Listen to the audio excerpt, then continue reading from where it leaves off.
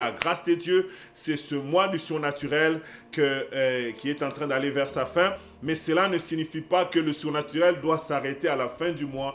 Mais nous devons prendre ces messages que nous avons appris, ces enseignements que nous avons appris afin de marcher avec, de vivre avec. Le Saint-Esprit est venu juste réveiller notre esprit par rapport au surnaturel. Il y a certains d'entre nous qui vivaient le surnaturel lors de leur conversion. Quand ils venaient de commencer les choses de Dieu, ils aimaient le surnaturel. Mais les jours avançant, grandissant dans les choses de Dieu, vous avez commencé à négliger le surnaturel. Ayant eu accès à la technologie, ayant eu accès à la science, nous avons commencé à mettre le raisonnement en avant plus que toute autre chose. Voilà pourquoi le Seigneur a voulu nous donner ces messages sur le surnaturel divin afin de nous amener, nous tous, peuple de Dieu, autant que nous sommes, que nous puissions prendre part à ce qui nous appartient, que nous puissions vivre avec cela. Bien-aimé, la Bible déclare qu'il ne faut pas que les jours passés deviennent meilleurs que le jour d'aujourd'hui. Il ne faut pas que les jours d'hier, les jours de tes premiers pas dans la foi, tu vivais le surnaturel, tu croyais au surnaturel, tu voyais le surnaturel. Mais aujourd'hui, à force d'avancer, à force de grandir, à force de lire, nous sommes tombés dans des raisonnements, nous sommes tombés dans des philosophies et nous sommes tombés dans le passé. Le surnaturel est devenu comme dans un passé lointain. Le vœu de Dieu, c'est que le surnaturel devienne ton quotidien. Le surnaturel devienne une partie intégrante de ta vie. Le surnaturel devienne un sujet d'investigation de ta vie. Le vœu de Dieu, c'est que tu ne sois pas un chrétien qui marche seulement dans le naturel, mais Dieu veut que toi et moi, nous puissions opérer dans le surnaturel parce que nous sommes des êtres surnaturels. Et Dieu nous a fait grâce au travers ce mois. Nous avons eu des vendredis d'enseignement, nous avons eu des interventions glorieuses les dimanches. Et ce soir, j'aimerais aller parler sur ce thème, 8 raisons pour opérer dans le surnaturel divin. Je dis bien 8 raisons pour opérer dans le surnaturel divin. Le Seigneur m'a porté à dire que que je puisse terminer cette série ce vendredi en parlant des raisons fondamentales, de certaines raisons qui sont importantes, que toi et moi devions avoir à l'esprit, afin que nous ne puissions pas négliger cela, que nous ne puissions pas penser que cela est pour certaines personnes, ou c'est pour certains prédicateurs. Mais j'aimerais que tu comprennes, au travers de ces 8 raisons que nous allons partager ce soir, que tu puisses réaliser que toi aussi, tu es appelé. Moi aussi, je suis appelé. Nous sommes tous appelés à opérer dans le surnaturel, à vivre le surnaturel. Ce n'est pas une histoire pour les autres, mais c'est une pensée de Dieu pour chaque croyant, pour chaque chrétien et pour chaque église. Peu importe sa génération, peu importe le temps qu'elle traverse, peu importe le pays où elle se trouve, peu importe le développement de ce pays, nous avons besoin de marcher dans le surnaturel. Nous avons besoin de vivre le surnaturel. Nous avons besoin de manifester le surnaturel. Nous avons besoin d'opérer dans le surnaturel. Alors ce soir, j'aimerais nous prêter ce texte qui va nous servir d'introduction dans Exode chapitre 4. On va lire les 9 premiers versets. Exode chapitre 4, les 9 premiers versets. La Bible nous dit ceci. Moïse répondit et dit, « Voici, ils ne me croiront point. Ils n'écouteront point ma voix. Mais ils diront, l'Éternel n'était point apparu. » L'Éternel lui dit, « Qu'y a-t-il dans ta main ?» Il répondit, « Une verge. » L'Éternel dit, « Jette-la par terre. » Et il la jeta par terre, et elle devint un serpent. Moïse fouillait devant lui. L'Éternel dit à Moïse, « Étends ta main, saisis-le par la queue. » Il étendit la main et le saisit, et le serpent redevint une verge dans sa main. « C'est là, dit l'Éternel, ce que tu feras, afin qu'ils croient que l'Éternel, le Dieu de leur père, t'est apparu, le Dieu d'Abraham, le Dieu d'Isaac et le Dieu de Jacob. » L'Éternel lui dit encore, « Mets ta main dans ton sein. » Il mit la main dans son sein, puis il la retira et voici sa main était couverte de lèpre blanche comme de la neige. L'Éternel dit, « Remets ta main dans ton sein. » Il la remit dans son sein. Puis il la retira de son sein, et voici, elle était redevenue comme sa chair. S'il ne te croit pas, dit l'Éternel, et ne t'écoute pas, et n'écoute pas la voix du premier signe, ils croiront à la voix du dernier signe. S'ils ne croient pas même à ces deux signes et n'écoutent pas ta voix, tu prendras de l'eau du fleuve et tu la répandras sur la terre, et l'eau que tu auras prise du fleuve deviendra du sang sur la terre. Bien-aimés dans le Seigneur, nous parlons des 8 raisons pour opérer dans le surnaturel. Le texte que je viens de nous prêter ce soir est en train de nous relater une histoire entre Moïse et Dieu.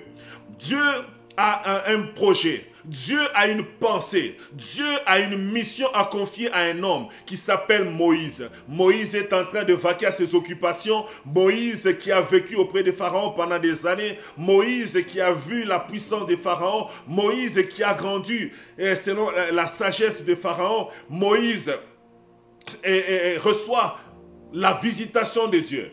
Et Dieu lui dit, j'ai entendu les cris de mes enfants. J'ai vu la peine, j'ai vu la misère, j'ai vu les problèmes qu'ils sont en train de traverser. Et j'ai décidé de pouvoir aller les sortir de là. Moïse répond à Dieu. Il dit, non, non, non, Seigneur, ça ne va pas se passer comme ça. Je ne veux pas juste quitter ici et partir et dire aux enfants d'Israël, et on y va, on s'en va. Ils ne me croiront pas. Ils ne vont pas croire que tu m'es apparu.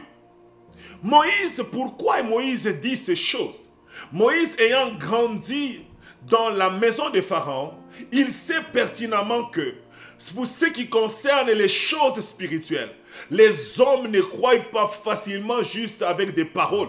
Les hommes ont besoin de voir le surnaturel. Voilà pourquoi Moïse dit, j'étais dans la maison des pharaons, j'ai vu comment les magiciens travaillaient, j'ai vu comment les dieux des pharaons travaillent. Je ne crois pas que les gens qui vont m'écouter vont croire aussi facilement comme ça, sans preuve. Moïse, il dit, ni Pharaon, ni Israël ne pourra croire à mon histoire. Bien-aimé dans le Seigneur, Moïse était en train de chercher quelque chose qui était au-delà de la parole. Alors que la parole de Dieu est puissante, alors que la parole de Dieu est glorieuse, alors que la parole de Dieu elle a un impact. Moïse dit, il faut autre chose à part cela. Bien-aimé dans le Seigneur, j'aimerais nous faire comprendre une chose. Au travers de ce texte, Moïse est en train de me dire au Seigneur que je vais faire face à des défis.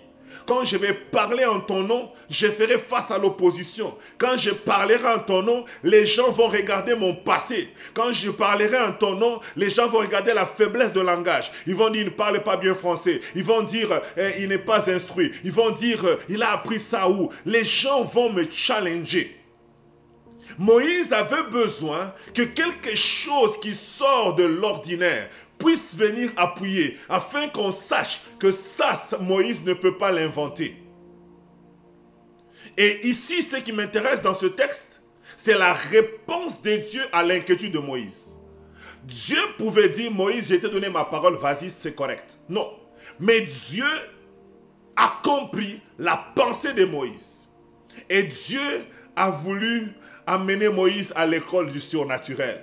Alléluia. Je prie Dieu qu'il t'amène et qu'il m'amène à l'école du surnaturel. Qu'il te permette de pouvoir réaliser que le Dieu qui t'envoie n'est pas seulement un Dieu naturel. Il est capable d'appuyer son message avec des signes et des prodiges. La Bible dit ceci dans Hébreux chapitre 4 verset 2. La Bible dit ceci. Le Seigneur appuyait leur témoignage par des signes et des prodiges et divers miracles, ainsi que par la manifestation des dons de l'Esprit de Dieu. On voit par là que Dieu est capable d'appuyer son témoignage par le surnaturel. Et ce texte est en train de nous montrer plusieurs vérités. La première vérité que j'aimerais dire avant de parler de mes 8 points que j'ai à nous partager ce soir. La première vérité, c'est que Moïse est conscient que le cœur de l'homme est tortueux, que le cœur de l'homme n'accepte pas facilement, que le cœur de l'homme n'est pas prompt à changer. Un homme ne se laisse pas influencer seulement par des paroles. Un homme a besoin des preuves. Un homme a besoin de savoir si réellement ce que tu dis est vrai. Pourquoi je vais abandonner ma vie pour suivre un autre homme si je n'ai pas des évidences? Et l'une des choses que fait le surnaturel, c'est apporter les évidences de la parole. C'est apporter les témoignages à la parole. C'est apporter les preuves que les paroles que nous annonçons ne sont pas les paroles des hommes, mais c'est la parole de Dieu. Alléluia. La deuxième chose que nous voyons dans ce texte, Dieu dit que s'il n'écoute pas la voix du premier signe, comme pour dire ceci, les signes ont un message à donner. Les signes ont un langage. La Bible dit s'ils n'écoutent pas la voix du premier signe, ils écouteront la voix du deuxième signe. S'ils n'écoutent pas la voix de ces deux signes, ils écouteront ta voix. S'ils n'écoutent pas ta voix, ils écouteront la voix du troisième signe qui est celui de changer l'eau en sang. On voit par là que les signes, les miracles sont aussi un message. C'est un message, je peux dire non verbal. Dieu est en train de parler au cœur de quelqu'un en manifestant le surnaturel. C'est un message. Dieu peut parler en disant des mots, mais Dieu peut parler en faisant un miracle. Dieu peut parler en manifestant sa gloire. Dieu peut parler en libérant sa puissance. Dieu peut parler en faisant des œuvres. La Bible dit ceci, des hommes sont venus voir Jésus pour dire que nous venons de la part de Jean-Baptiste. Est-ce que c'est toi qui dois venir comme... Est-ce que c'est toi le Messie ou bien nous devons attendre un autre qui doit venir? Jésus, au lieu de répondre à la question, la Bible dit il se tourne vers les malades. Il prie pour les malades sont guéris. Il chasse les démons sont guéris. Et puis il dit allez dire à Jean que les malades sont guéris, les prostituées sont purifiées. Et pourquoi Jésus fait cela? Parce que le miracle est un langage, parce que le surnaturel est un langage, c'est le langage de Dieu au cœur des hommes incrédules. Lorsque les cœurs des hommes sont incrédules, Dieu utilise un langage qui va au-delà des mots. Jésus avait compris que dire seulement à ces hommes, aller dire à Jean-Baptiste que c'est moi qui dois venir, ne suffirait pas. Alors que c'est Jean-Baptiste, quelques années avant, était celui-là qui avait fait quoi? Qui avait baptisé Jésus et qui avait vu une colombe au-dessus de Jésus. Maintenant qu'il est dans les difficultés, il commence à douter si Jésus est le Messie.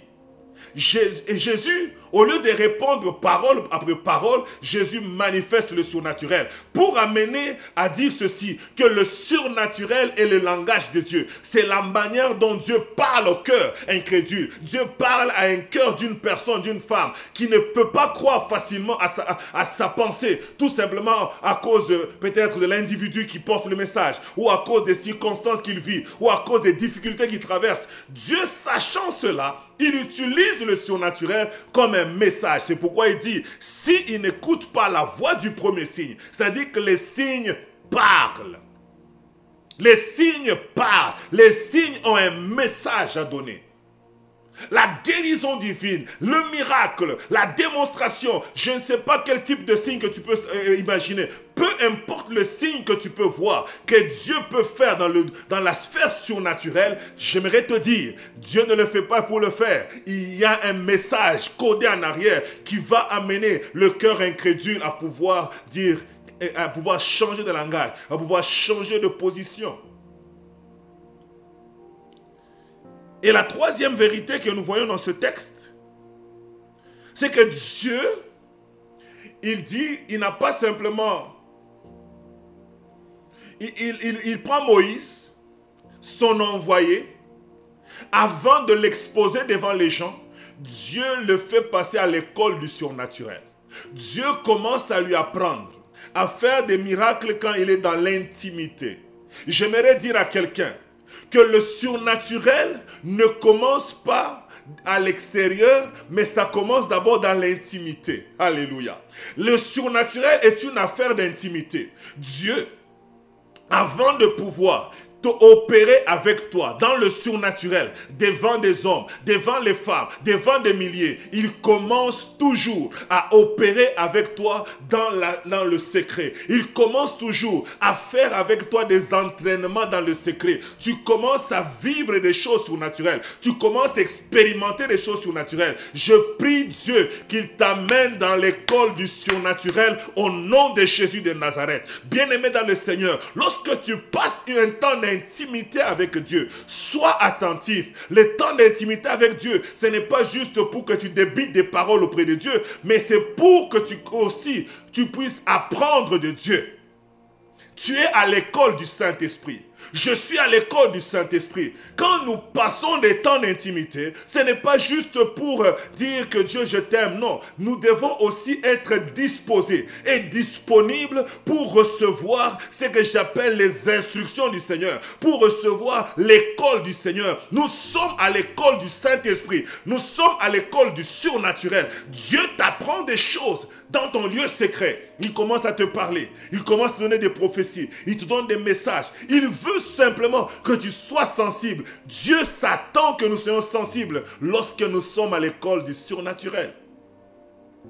Le problème de beaucoup d'enfants de Dieu, c'est que nous prions, mais nous sommes distraits. Nous prions, on débite des paroles, on ne s'attend à rien. Bien-aimé dans le Seigneur, le temps de prière, le temps d'intimité que tu passes, le temps où tu es seul à seul avec Dieu, c'est le temps que Dieu utilise pour te former, pour t'apprendre, pour t'amener à découvrir le surnaturel dans l'école du Saint-Esprit. Là, vous êtes à deux. La Bible dit ceci, Jésus, lorsqu'il a été rempli du Saint-Esprit, et il a été baptisé, rempli du Saint-Esprit. L'Esprit l'a conduit dans le désert pour avoir un temps d'intimité. La Bible dit que Pierre, lorsqu'il voulait, Dieu avait une mission pour lui, pour qu'il aille parler à Corneille. Dieu l'a amené à monter sur le toit. Il était seul avec Dieu. Et sur le toit, Dieu lui a appris à ne pas déclarer impur. C'est que Dieu déclare pur. Dieu a voulu lui donner la mentalité du surnaturel. C'est-à-dire que les choses que la tradition disait que c'était impossible d'être fait, je t'apprends que c'est comme ça que ça marche. Et Pierre a passé à l'école du surnaturel. Il était habitué à savoir que la loi dit qu'on ne mange pas de viande, les scorpions et tout ça. Il était habitué. C'était ça l'école dans laquelle il a grandi. C'était ça l'école de sa culture. C'était ça l'école de la théologie des Juifs qu'il a reçue. Maintenant, il fallait qu'il passe à la théologie du Saint-Esprit. Le Saint-Esprit l'a mis à part. Le Saint-Esprit a commencé à l'apprendre des choses qui vont lui permettre de pouvoir fonctionner dans le surnaturel. Bien-aimés dans le Seigneur, nous devons nous laisser enseigner par le Saint-Esprit. Il y a des choses que Dieu ne peut pas t'apprendre. Bien-aimé dans le Seigneur, si tu veux manifester le surnaturel, tu veux opérer dans le surnaturel, nous devons accepter, lorsque nous sommes dans notre intimité avec le Seigneur, à être attentifs comme des bons étudiants. Comme des bons étudiants à l'école du Saint-Esprit. C'est là que Dieu vient briser des raisonnements. C'est là que Dieu vient briser des traditions. On t'a appris ça, Dieu brise cela et dit non. Moi, je t'ai dit ça. Tu as appris que ça. Moi, je t'ai dit ça. C'est dans l'école du Saint-Esprit, à l'école du surnaturel. Bien-aimés dans le Seigneur, comme nous avons vu dans notre première séance, que le plus grand obstacle au surnaturel, c'est notre intelligence, c'est notre raisonnement. C'est pourquoi nous devons acquérir la mentalité du surnaturel. Et Dieu, sachant cela, il passe du temps avec son serviteur, il passe du temps avec sa servante pour renouveler sa façon de faire. Il a passé du temps avec Élie dans la grotte pour lui faire comprendre que je suis un Dieu du surnaturel. Même si Jézabel existe et qu'il a le pouvoir de tuer tout le monde, j'ai la capacité de me réserver 7000 qui ne sont pas capables de fléchir devant Baal. Une protection surnaturelle. Et Élie, il ne voyait pas comment sa vie pouvait être protégée. Il dit, je suis resté seul, on cherche à me tuer. Dieu lui dit, il y a une sphère surnaturelle. Je peux protéger les gens du danger, quand bien même ils n'ont pas des armes pour se protéger contre Jézabel. C'est pour nous dire ceci, bien-aimés dans le Seigneur. Nous devons accepter d'être à l'école du surnaturel. Je prie Dieu Que tu ne résistes pas au Saint-Esprit comme Pierre pour dire, Seigneur, moi je ne peux pas manger des viandes sacrifiées, je ne peux pas manger ces choses, alors que Dieu veut que tu puisses comprendre une loi du surnaturel. Je prie Dieu que tu ne résistes pas au Saint-Esprit, que tu ne sois pas cet étudiant-là qui est plus intelligent que le maître, que tu ne sois pas cet étudiant-là qui est plus intelligent que le professeur. Bien-aimés dans le Seigneur, soyons humbles à l'école du Saint-Esprit. Et nous allons apprendre des choses. Dieu dit à Moïse, Moïse, prends ton bâton. Le bâton que Moïse était habitué, le bâton que Moïse connaissait, jette-le par terre. Il ne savait pas que Dieu pouvait utiliser la chose qu'il avait tous les jours pour être une chose surnaturelle. Et quand il a jeté le bâton, ça s'est transformé en serpent. Il a saisi par le... Et il était effrayé.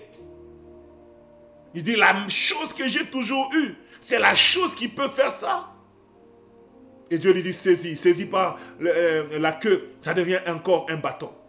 Il prend sa main, il y a quelques minutes, il y a quelques instants, sa main était bien. Il l'introduit dans son habit. Et quand il sort, la main devient remplie de lèpre.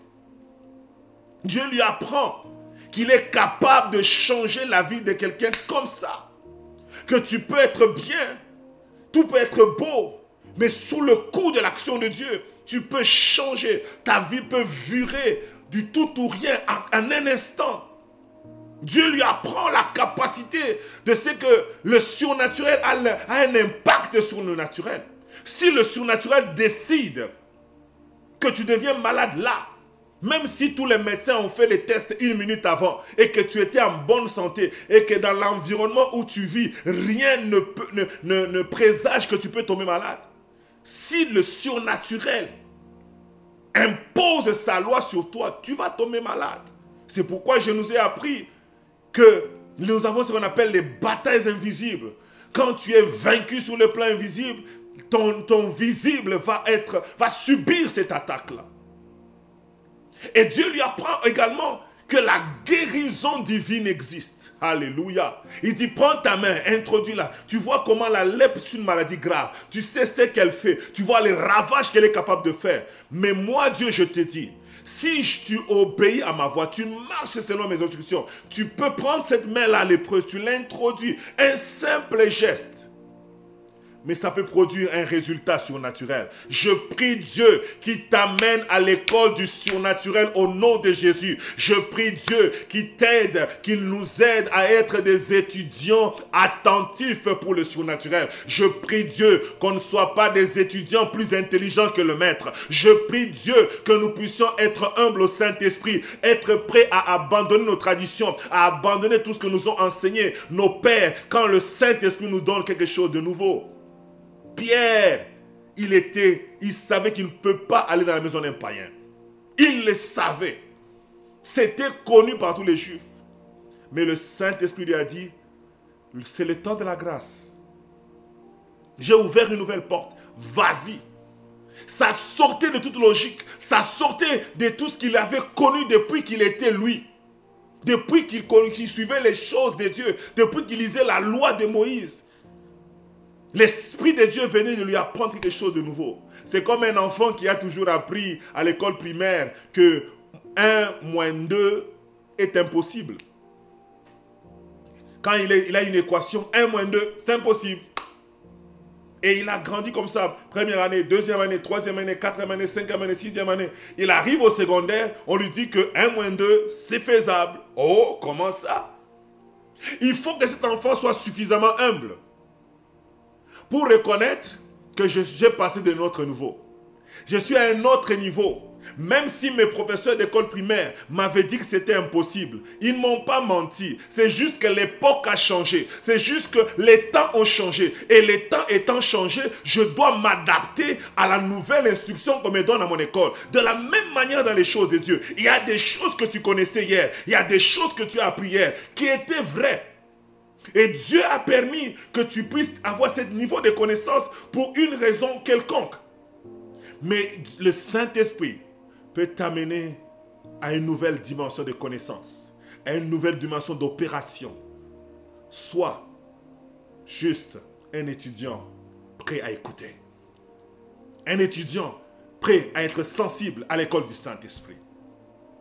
Le vœu de Dieu, c'est que nous puissions arriver à saisir ces choses. Oui, raison pour opérer dans le surnaturel. Alors, j'aimerais dire, avec le texte que nous venons de dire de Moïse, c'est que Dieu n'a pas refusé la requête de Moïse parce que Dieu a trouvé que c'était légitime. C'est pourquoi j'aimerais ressortir 8 raisons. 8 raisons qui sont légitimes, qui montrent que c'est légitime que toi et moi nous puissions désirer, chercher, être assoiffés de marcher dans le surnaturel, même si tu n'as pas de problème.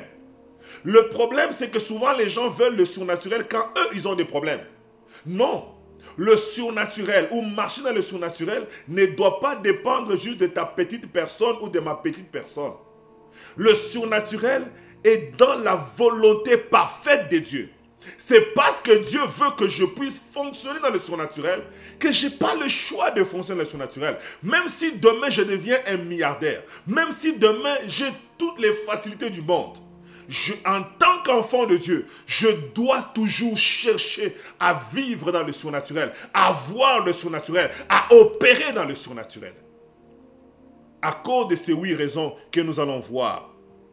Lisons Ésaïe chapitre 29, versets 23 à 24. Nous allons sortir quelques raisons là-bas et puis on lira d'autres textes aussi. Ésaïe 29, versets 23 à 24, la Bible dit: car lorsque ces enfants verront au milieu d'eux l'œuvre de mes mains, ils sanctifieront mon nom. Ils sanctifieront le Saint de Jacob et ils craindront le Dieu d'Israël. Ceux dont l'esprit s'égarait acquériront de l'intelligence et ceux qui murmuraient recevront l'instruction. La première ou une des raisons fondamentales pour laquelle nous devons opérer dans le surnaturel, c'est que en opérant dans le surnaturel, les gens vont sanctifier le nom de Dieu. On lui dit, quand ils vont voir l'œuvre de mes mains, ils sanctifieront mon nom. Les hommes et les femmes qui nous entourent, l'Église, le peuple de Dieu, les païens, nous tous ensemble, la Bible dit ceci: nous allons sanctifier son nom lorsque nous allons voir ses œuvres surnaturelles se faire. Sanctifier le nom de Dieu, c'est quoi? Ce n'est pas de dire Seigneur, je sanctifie ton nom, non. Sanctifier le nom de Dieu, ça signifie reconnaître qu'il est Dieu. Reconnaître qu'il n'y a pas d'autre Dieu sur la terre que Dieu. Il n'y a pas d'autre Seigneur que notre Dieu. Reconnaître qu'il n'y a pas d'autre roi que notre Dieu. Bien-aimés dans le Seigneur, je ne sais pas si ça vous est déjà arrivé à vous, mais moi, mes enfants m'ont déjà demandé un jour: papa, pourquoi vous dites que notre Dieu est le vrai Dieu? Parce que nous avons des bouddhistes, nous avons des hindouistes, nous avons des istéistes, nous avons toutes sortes de religions, nous avons toutes sortes de soi-disant dieux. Bien-aimés dans le Seigneur, c'est-à-dire que nous devons être convaincus que nous sommes dans le vrai, nous sommes dans le véritable. Et Dieu lui-même dit, lorsque son peuple va voir les œuvres qu'il fait, l'action qu'il fait, ils vont reconnaître qu'il est réellement Dieu. L'une des raisons pourquoi nous devons manifester le surnaturel, c'est pour que les hommes et les femmes, et même nous-mêmes, puissions reconnaître dans notre fort intérieur que nous sommes dans le véritable, que nous avons le vrai Dieu. Alléluia. La Bible nous dit ceci. On nous parle de l'histoire des enfants d'Israël. Ce peuple qui est descendant d'Abraham. Abraham qui a reçu la visitation de Dieu dans son pays. Et Dieu lui a dit, quitte ta patrie, va vers le pays où je te montrerai. Il a quitté, il a tout laissé en écoutant la voix de Dieu. Abraham a grandi dans une sphère idolâtre. Mais Abraham, ayant écouté Dieu, ayant reçu la visitation de Dieu, a pris la décision d'abandonner les dieux de son père pour aller vers un Dieu qui venait de lui apparaître. C'est Abraham-là a vécu un miracle de Dieu. Sa femme a accouché après 25 ans. C'est Abraham-là, il a vu la gloire de Dieu l'accompagner. Il a raconté ses œuvres à ses enfants. Il a raconté cela à ses enfants. Ses enfants ont raconté cela à leurs enfants. Ainsi de suite. Mais arrivé, il y a un peuple qu'on appelle le peuple d'Israël, qui sont les descendants d'Abraham. Un jour, Élie se rend compte que ces hommes, ces femmes, qui se disent peuple de Dieu, sont en train de clocher de deux côtés. On lit ça dans 1 Roi 18, verset 21. 1 Roi 18, verset 21, la Bible dit, Élie s'approcha de tout le peuple et dit, jusqu'à quand clocherez-vous des deux côtés? Si l'Éternel est Dieu, allez après lui. Si c'est Baal, allez après lui. Le peuple ne lui répondit rien. Bien-aimés dans le Seigneur, on ne parle pas des païens ici. On parle des peuples qui connaissent Dieu, qui ont une histoire avec ce Dieu-là, qui ont appris ce que Dieu a fait avec Abraham, qui ont appris ce que Dieu a fait avec Moïse, qui ont appris ce que Dieu a fait avec Josué, qui ont appris comment Dieu les a donné Canaan, un pays qui était occupé. Ils ont appris des histoires sur Dieu. Mais ces jours-là, ces hommes, cette génération-là, ils n'avaient pas vu ce qu'ils avaient entendu. C'est une chose que d'entendre parler de Dieu, mais c'est une autre que de voir Dieu dans ses manifestations. Alléluia. Il y a beaucoup de gens qui ont entendu parler de Dieu. Quand on entend parler de Dieu, oui, ça crée la foi. Mais quand on voit Dieu à l'œuvre, on a l'assurance que je suis dans le véritable. Parce que ce qu'on a entendu nous dit qu'il y a un Dieu. Mais on s'est dit, est-ce que je suis en train d'aller dans le bon ou de ne pas dans le bon? C'est comme ça qu'il y a des gens qui se disent, est-ce que je suis dans une bonne église, je ne suis pas dans une bonne église? Parce qu'ils savent qu'ils doivent suivre Dieu. Mais ils ont encore un petit doute de savoir s'ils sont sur la bonne voie. Et c'est ce qui s'est passé avec ce peuple. Il dit, tantôt ils vont vers Baal, il dit peut-être c'est Baal qu'il faut adorer. Tantôt ils vont vers Dieu, ils sont un pied dedans, un pied dehors. Et Élie leur dit, jusqu'à quand clocherez-vous des deux côtés? Combien de chrétiens de notre génération sont à l'église, mais ils ont des amulettes. Ils ont déjà mis des fétiches pour des protections. Combien de gens, ils ne veulent pas que son mari parte. Il va voir un marabout pour dire que je vais mettre mon mari ici, comme ça mon mari va rester dans la maison. Il ne va pas aller voir une autre femme. Mais ce sont des enfants de Dieu. Je ne vous raconte pas des histoires. Combien de gens, quand leur enfant a une maladie bizarre, ils sont prêts à aller voir les marabouts, aller voir les docteurs, des magiciens, pour qu'on puisse voir qu'est-ce qu'on peut faire pour leurs enfants, alors que ces hommes sont dans nos églises, alors que ces femmes sont dans nos églises. Combien de gens, lorsqu'ils font des cauchemars dans leur maison, lorsqu'ils font, ils ont des visites nocturnes, des esprits impurs ou des attaques, ils vont acheter de l'encens et ils mettent dans leur maison. Parce qu'on leur a dit que l'encens, ça chasse des mauvais esprits. Combien de gens font ces choses alors qu'ils sont enfants de Dieu? Ils sont en train de clocher entre deux côtés. Ils pensent que la prière ne suffit pas. Ils essaient de voir ce qui va marcher. Alors la Bible dit, si ce peuple-là voit les œuvres surnaturelles de Dieu, ils vont reconnaître que Dieu est Dieu. Et c'est ce que Élie a proposé, voyant que ce peuple n'a rien répondu à sa question, choisissez qui vous voulez. Ils n'ont rien répondu comme pour dire, nous n'avons pas de réponse. Si Baal fait des œuvres, on ira vers lui. Si c'est là qu'il y a des réponses, on ira là-bas. Si c'est Dieu qui a des réponses, on ira là-bas. Mais pour l'instant, là, on ne sait pas très bien sur quel pied danser. Et la Bible dit au verset 38 à 39 du même texte, 1 Roi 18, 38 à 39, la Bible dit, Élie a commencé à opérer dans le surnaturel.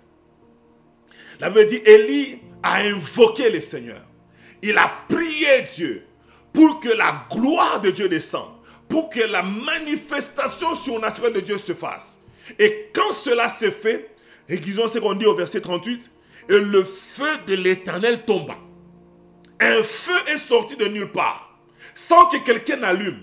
Un feu qui sort du ciel.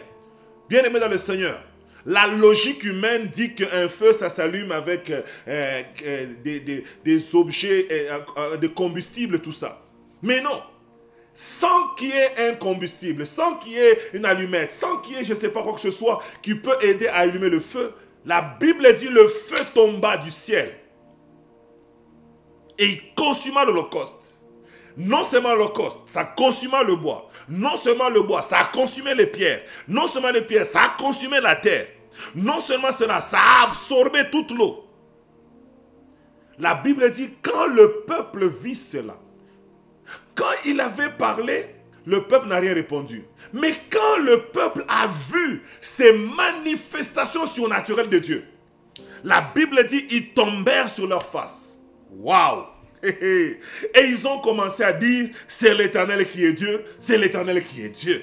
Ils ont reconnu la divinité de Dieu, ils ont reconnu que Dieu était Dieu. Pourquoi? Parce qu'ils ont vu les œuvres surnaturelles de notre Dieu. Je prie Dieu qu'il t'utilise puissamment là où tu es, afin que tu amènes les hommes et les femmes qui sont autour de toi à reconnaître que Dieu est Dieu. Je prie Dieu que tu vives dans ta propre vie des choses incroyables, que tu vives le surnaturel dans tes besoins, dans tes finances, dans ton mariage, dans tes affaires, afin que tu sois convaincu jusqu'à la moelle épinière que tu es dans le véritable, que même si les hommes font quoi, même si les hommes disent quoi, tu dises je sais et je sais et je sais.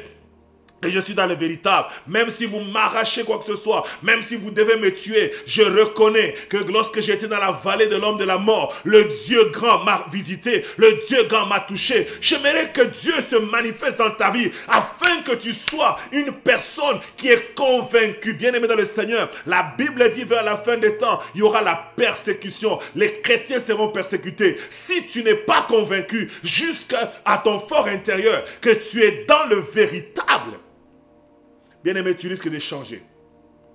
Oh, bien-aimé, je te dis la vérité. J'ai vu des gens avec qui nous avons commencé les choses de Dieu dans les années 90, 92. Ces gens-là, aujourd'hui, ils sont devenus dans d'autres mouvements, alors qu'ils étaient avec nous dans le pentecôtisme. Aujourd'hui, ils sont devenus celui d'abord qui m'avait amené moi à la foi. Il a carrément abandonné. J'ai vu d'autres personnes qui sont devenues des branhamistes. Il y a d'autres personnes qui sont devenues dans d'autres sectes. Bien-aimés dans le Seigneur, j'aimerais te dire, certains me sont devenus des témoins de Jéhovah. Alors que ces gens-là ont commencé avec nous. Certains même, j'ai vu ces hommes abandonner carrément même la foi.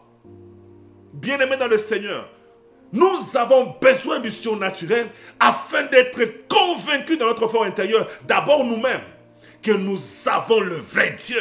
Même si je dors affamé, je sais et je sais et je sais que j'ai le vrai Dieu.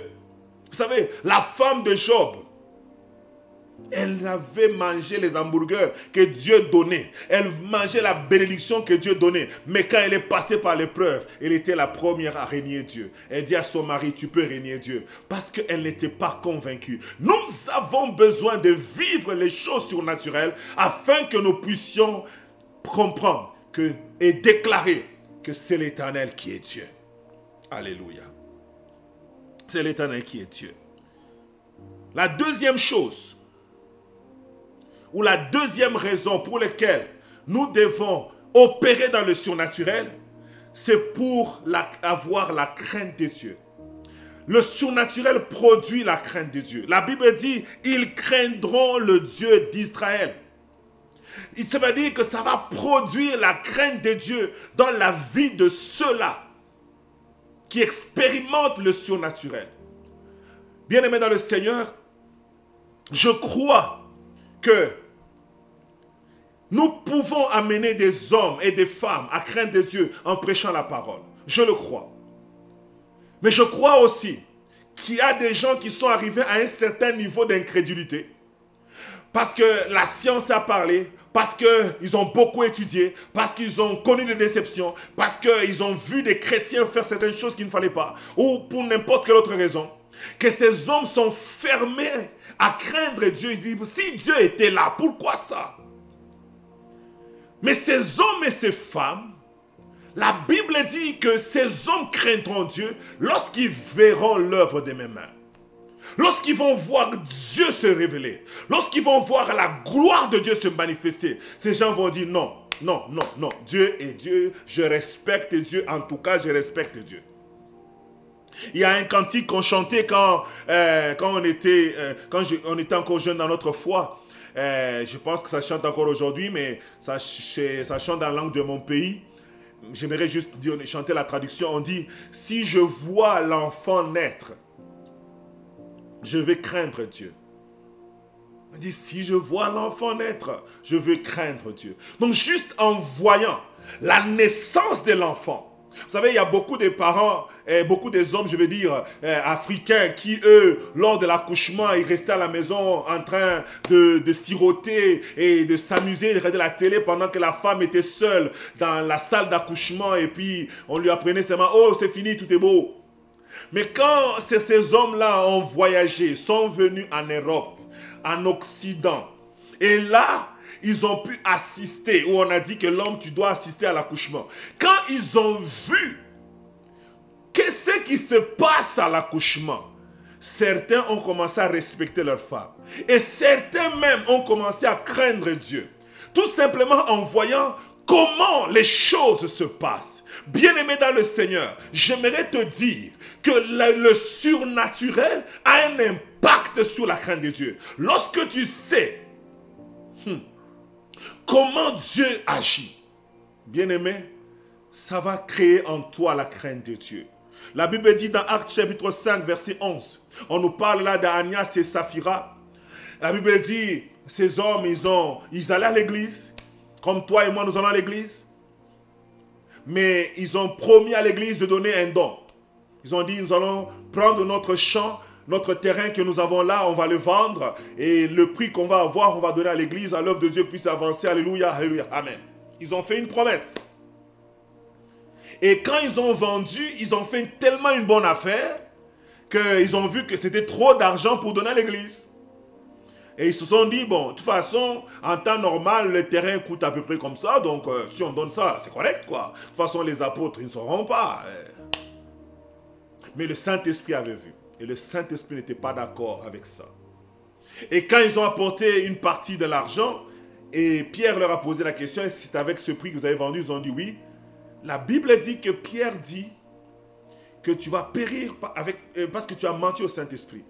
Pierre a dit une parole. Pierre a dit une parole. Pierre ne l'a pas tapé. Pierre n'a pas pris une arme. Mais la Bible dit que Ananias est tombé, il est mort. Saphira est arrivée, on lui a posé la même question, elle a dit oui, c'était avec ce prix. Elle est tombée sur place, elle est morte. Bien-aimé dans le Seigneur, cette manifestation surnaturelle de la puissance de Dieu, de voir que quand tu offenses le Seigneur, Dieu a la puissance de t'enlever la vie comme ça. La Bible dit dans Actes chapitre 5, verset 11, la Bible dit, une grande crainte s'empara de toute l'assemblée et de tous ceux qui ont appris ces choses. Ces hommes ici la crainte de Dieu a augmenté tout simplement en voyant la manifestation surnaturelle de Dieu. Quand tu vois ce que Dieu fait, bien-aimé dans le Seigneur, ça augmente la crainte de Dieu. Je me rappelle quand nous étions jeunes, on avait une sœur au milieu de nous qui avait le don de discernement. Je n'ai jamais oublié. Cette sœur-là, quand elle arrive, les gens arrivaient, ces gens se sanctifiaient. Les gens demandaient pardon. Donc, l'étape de la sanctification, ce n'était pas dans le culte. Les gens faisaient ça chez eux. Parce qu'ils savaient que quand on arrive là, il y aura quelqu'un qui va dire, ainsi par l'Éternel, frère tel, hier, on t'a vu là-bas, ainsi par l'Éternel, une chemise jaune, on veut dire ça. Et ils savaient. Et même les prophètes craignaient Dieu pour la sœur qui avait le don de discernement. Parce que quand quelqu'un commence à dire, Robo Santa, mais il commence seulement à parler en langue. Si ce n'est pas le message de Dieu, la sœur t'appelle seulement comme ça. Il dit, faux. Tu voulais dire ça, ça, ça. Ce n'est pas de la part de Dieu, c'est de ta part. Et cela a mené la crainte de Dieu. En voyant comment, de façon surnaturelle, une personne est capable de découvrir ou d'entendre les pensées des hommes. En voyant comment, j'ai une intention de dire quelque chose, je n'ai même pas encore dit. Toi, tu es capable d'aller saisir ce que je voulais dire et de savoir que ce n'est pas de la part de Dieu. Ça, ce n'est que le surnaturel. Et cela a amené la crainte de Dieu au milieu de nous. C'est comme ça que nous avons grandi. La crainte de Dieu augmentait parce que le surnaturel était tellement courant au milieu de nous que la crainte de Dieu s'emparait de nous. On avait de la révérence pour Dieu. On n'avait pas besoin de voir le pasteur pour ça. Parce qu'on savait que même si le pasteur ne me voit pas, Dieu me voit. Le surnaturel crée la crainte de Dieu. La Bible dit, quand ils verront l'œuvre de mes mains, ils craindront le Dieu d'Israël. C'est-à-dire, il y a des personnes, il y a un niveau de crainte de Dieu qui vient avec la manifestation du surnaturel. Lisons également un autre texte qui m'a fait du bien dans Luc chapitre 1, verset 59 à 65. La Bible dit quoi dans ce texte-là? On parle de Zacharie. Zacharie et Élisabeth qui étaient des hommes pieux, des hommes qui servaient Dieu. Et qu'est-ce qui se passe?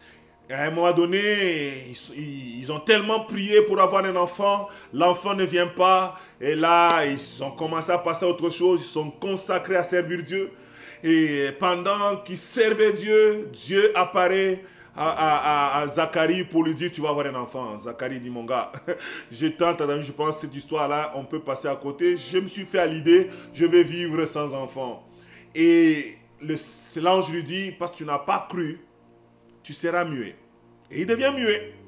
Et puis, quelques temps après, la femme tombe enceinte. Et la grossesse avance. Et puis, elle accouche. Maintenant, le jour où on apporte l'enfant au temple, Zacharie est muet. C'est Élisabeth qui part. On arrive au temple. Les anciens du temple posent et veulent savoir le nom de l'enfant. Lisons le texte ensemble.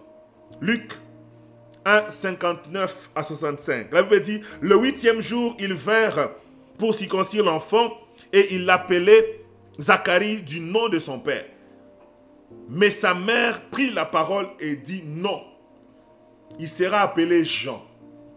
Ils lui dirent, il n'y a pas dans ta parenté personne qui se soit appelé de ce nom. Et ils firent signe à son père pour savoir comment il voulait qu'on l'appelle. Zacharie demanda des tablettes et il écrivit Jean et son nom. Et tous furent dans l'étonnement. Au même instant, sa bouche s'ouvrit et sa langue se délia et il parlait et bénissant Dieu. La crainte s'empara de tous les habitants d'alentour et dans toutes les montagnes de la Judée et on s'entretenait de ces choses. La Bible dit, Élisabeth a dit Jean est son nom. Et puis on va voir Zacharie de son côté, lui aussi dit Jean est son nom. Cette confirmation-là, à savoir que dans leur famille, il n'y avait jamais eu de Jean. C'est-à-dire qu'ils ont compris, vu que dans leur famille, il n'y avait pas quelqu'un qui s'appelait Jean, que ce nom-là ne pouvait venir que par révélation. Alléluia. Ils ont compris que c'était un nom qui était divinement donné. Ils ont compris que c'était un nom qu'ils ont reçu de façon surnaturelle. Et ayant cette compréhension-là, et voyant qu'il y a eu une confirmation entre les deux, et que dès après cela, la bouche de Zacharie s'est ouverte, la Bible dit ceci, la crainte de l'Éternel s'empara de chacun d'eux.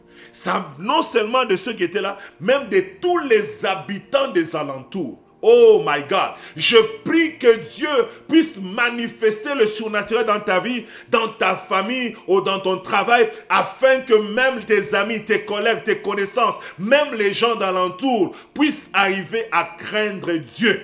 Alléluia. La troisième raison pour laquelle nous devons rechercher ou opérer dans le surnaturel, c'est que la Bible dit ceux dont l'esprit s'égaré acquerront de l'intelligence, c'est-à-dire ils vont connaître un réveil spirituel. Les gens qui étaient qui était faible, qui avait perdu la raison. La Bible dit ils vont être restaurés, ils vont être remis par un réveil spirituel. La Bible dit ceux-là qui s'égaraient, ils étaient dans le bon chemin, mais ils commencent à sortir du chemin. Ils commencent à être rétrogrades. Ils commencent à abandonner la voie du Seigneur. Ils commencent à perdre la raison. Bien-aimé le Seigneur, la Bible dit pour ramener ces hommes sur le chemin de la foi, pour ramener ces hommes à la raison, pour qu'un réveil spirituel se passe dans la vie de ces hommes, il faut qu'ils voient les œuvres de Dieu. Il y a des hommes qui ont abandonné nos églises. Il y a des femmes qui ont abandonné nos églises. Nous avons besoin de manifester le surnaturel afin que ces hommes-là reviennent dans nos églises, afin que ces femmes reviennent dans nos églises. Bien-aimé dans le Seigneur, j'aimerais te dire qu'il y a quelque chose de puissant qui se passe lorsque Dieu manifeste le surnaturel. Ça amène quelqu'un qui est en train de prendre une tangente qui n'est pas bon, à dire non, non, non, il faut que je me redresse. Le Dieu que j'avais connu, le Dieu de mes débuts, est encore le Dieu qui agit aujourd'hui. Bien-aimé dans le Seigneur, je prie que tu puisses être le canal par lequel tu vas ramener des hommes et des femmes, des héros qui sont tombés, des guerriers qui ont abandonné leur épée sur le champ de bataille. Je prie que tu sois cet homme, que tu sois cette femme qui va manifester le surnaturel, qui va opérer le surnaturel pour amener ces hommes et ces femmes à pouvoir dire je reviens à la maison du Père, je reviens à la maison de mon Dieu, je reviens dans la maison de mon roi. Je me suis égaré pour un instant, mais je me relève. Je vais encore suivre le Seigneur. En voyant ta vie, en voyant le Dieu de ta vie, je me souviens de mon Dieu. En voyant comment Dieu t'utilise, je reviens encore dans la maison du Père. Je prie Dieu que tu sois un élément, un agent du réveil, que tu sois un agent de la restauration par la manifestation du surnaturel au travers de ton ministère. Ésaïe 8, verset 20. Ésaïe 8, verset 20, la Bible dit « À la loi et au témoignage, si on ne parle pas ainsi, il n'y aura point d'aurore pour le peuple. Il n'y aura pas de réveil pour le peuple. Si on ne parle pas ainsi, s'il n'y a que des paroles, s'il n'y a pas de témoignages, des choses qui appuient cette parole, si on ne fait que dire que Dieu guérit les malades, mais aucun malade n'est guéri, si on ne fait que dire que Dieu fait des miracles, mais aucun miracle n'est vécu, si le Dieu que nous prêchons est resté dans le passé, est resté dans les actes des apôtres, et qu'on ne peut pas le prouver aujourd'hui, qu'on ne peut pas le vivre aujourd'hui, j'aimerais te dire, cet évangile sera un évangile fragile. Cet évangile va amener les gens à abandonner, parce qu'ils vont dire, je me suis accroché à ce Dieu-là, mais ce Dieu-là n'a jamais rien fait dans ma vie. Mais je prie que nous puissions amener la différence. Je prie pour nos églises, que nos églises puissent témoigner la puissance de Dieu, la grâce de Dieu, la gloire de Dieu, parce que la Bible dit dans le livre de Corinthiens que le royaume des cieux ne consiste pas en parole seulement, mais en démonstration d'esprit et de puissance. Je prie Dieu que la foi des hommes et des femmes qui viennent dans nos églises ne puisse pas reposer sur un discours persuasif de la sagesse, mais sur une démonstration d'esprit et de puissance, parce que c'est sur la puissance de Dieu que doit être fondée notre foi. Bien-aimé dans le Seigneur, lorsque la foi est fondée sur la puissance de Dieu, on peut te présenter la sorcellerie, on peut te présenter la magie, on peut te présenter quoi que ce soit. Tu diras, mon Dieu est plus fort que toutes ces choses. Je ne peux pas me compromettre à pouvoir à mettre des amulettes, à pouvoir suivre ces hommes, à pouvoir suivre ces femmes, à pouvoir faire des choses inutiles. Je sais que mon Dieu me donne la puissance, manifeste la puissance sans le secours d'aucune main, sans avoir besoin de sacrifier quoi que ce soit. Nous avons besoin d'amener les hommes et les femmes à découvrir la puissance surnaturelle de notre Dieu, afin que ces hommes et ces femmes puissent connaître un réveil spirituel.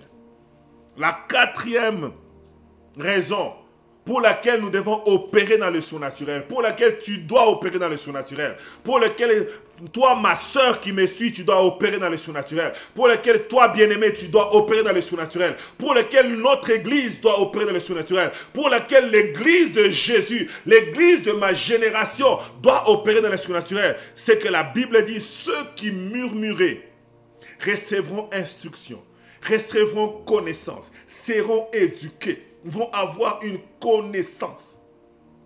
Ceux qui murmuraient. Bien-aimés, nous avons des hommes et des femmes qui ont un avis contraire, qui murmurent contre les choses de Dieu, qui ne croient pas aux choses de Dieu, qui disent « aïe, aïe, aïe, aïe, aïe, ce sont des histoires, c'est ceci, c'est cela ». Vous savez, il y a des gens qui pensent que, par exemple, quand on prie pour les malades, ou bien quand on impose les mains aux gens, les pasteurs les poussent et ils tombent. Vous savez qu'il faut que Dieu se manifeste dans la vie de ces hommes et de ces femmes pour qu'ils puissent comprendre qu'on ne touche personne. J'étais en train de partager avec ma femme dernièrement, je pense hier ou avant-hier, on parlait avec l'histoire de Covid ici, les impositions des mains pour les malades, ça sera compliqué. On partageait, puis soudain une pensée m'est venue, je dis, c'est une très très bonne chose. Parce qu'il y a des gens qui pensent que nous avons des choses dans nos mains quand on impose les mains aux malades. Il y a des gens qui pensent que quand on impose les mains pour prier, pour impacter quelqu'un avec la puissance de l'Esprit de Dieu, nous les poussons pour qu'ils tombent. Mais j'aimerais maintenant que le Covid est là. Maintenant qu'il y a la distanciation là, j'aimerais que Dieu nous amène à opérer dans une dimension de sans toucher. Alléluia. Tu ne touches personne. Tu lèves ta main ou tu déclares quelqu'un est à 2 mètres de toi à cause de la distanciation. Mais le Saint-Esprit l'éjecte là-bas à cause de la gloire de Dieu. Afin que ceux-là qui murmurent contre la puissance de Dieu, afin que ceux-là qui murmurent contre la gloire de Dieu, afin que ceux-là qui murmurent contre les choses de Dieu puissent comprendre que Dieu n'a pas besoin de la main de quelqu'un pour pouvoir toucher quelqu'un. La Bible déclare, quand les gens sont venus pour attraper Jésus, ils ont juste dit, où est Jésus? La Bible dit, ils sont reculés, ils sont tombés. Jésus ne les a même pas touchés. Oh, bien-aimé dans le Seigneur, je crois dans la puissance de Dieu. Je crois dans la grandeur de Dieu. La Bible dit, on est venu attraper Élie, le prophète. On est venu l'attraper, une grande armée de 50 personnes. Et Élie a dit seulement que le feu de Dieu tombe. Il dit, si je suis l'homme de Dieu, que le feu de l'Éternel tombe sur vous. Il ne les a pas touchés. Le feu est tombé, les a consumés. 50 personnes sont mortes. Oh, bien-aimé dans le Seigneur, la puissance de Dieu peut agir par contact, mais la puissance de Dieu peut agir aussi sans contact. Je prie Dieu qui nous accorde dans cette saison une onction sans contact, une onction sans contact, des délivrances sans contact, des guérisons sans contact, robochata. Je prie Dieu qui nous amène à faire des délivrances au travers Zoom, au travers Internet, au travers Facebook, au travers Instagram, que des vies soient délivrées, que des vies soient sauvées. Nous prions Dieu avec ce monde actuel où nous sommes limités, où on ne peut pas imposer les mains. Je prie Dieu qu'il amène son église, qu'il amène ses enfants, qu'il amène ses serviteurs à une dimension de sans contact, onction sans contact, onction sans contact, puissance sans contact, délivrance sans contact, guérison sans contact. Alléluia. Rosharabaya.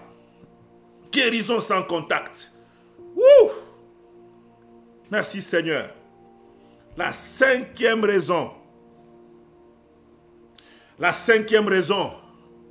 pour laquelle nous devons chercher à opérer dans le surnaturel.